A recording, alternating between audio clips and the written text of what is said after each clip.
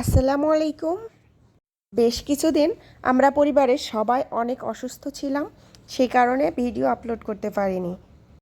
তো আজকে একটা ভিডিও আগেই তৈরি করা ছিল, জাস্ট ভয়েস দিচ্ছি। তো এই ভিডিওটা এখন আপনাদের সাথে শেয়ার করছি। মানুষের সব চেষ্টায় কিন্তু সফল হয় না, আবার কোনো চেষ্টায় বিফলে যায় না। কথাটা কেন বললাম পরে তা বলছি।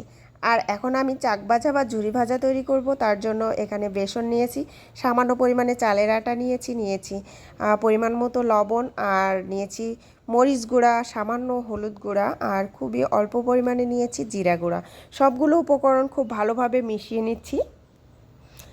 আর এখন এর মধ্যে নর্মাল পানি দিয়ে অল্প অল্প করে পানি দিয়ে আর ডোটা তৈরি করে নিচ্ছি। একবারে অনেক পানি দিয়ে দিলে কিন্তু আটাটা নরম হয়ে যেতে পারে, সেজন্য যেন পারফেক্ট হয়, আর তার জন্য আমি অল্প অল্প পানি দিয়ে আটাটা তৈরি করে নিচ্ছি।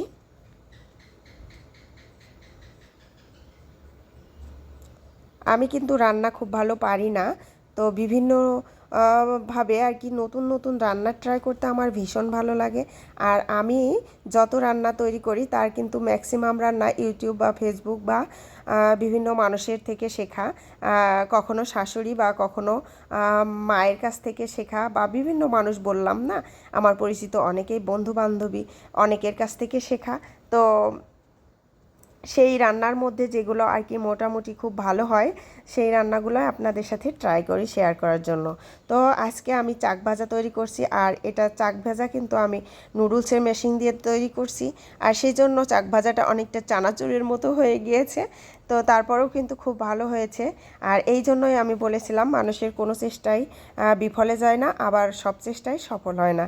আমি এখানে পুরোপুরি সফল হতে পারিনি, কারণ চাক ভাজাটা যে শেপে তৈরি হয় পুরোপুরি ওই শেপটা আসেনি। কারণ চাক ভাজাটা তৈরি করা হয় একটা বা দুইটা ছিদ্র করে নেওয়া যে পাত্রের মাধ্যমে তৈরি করা হয়, আর এটা আমি যে পাত্র দিয়ে তৈরি করেছি আর কি, মেশিনটা দিয়ে তৈরি করেছি, সেটা নুডলসের মেশিন। স্বাভাবিকভাবেই এটা অনেকটা চানাচুরের মতো হয়ে গিয়েছে।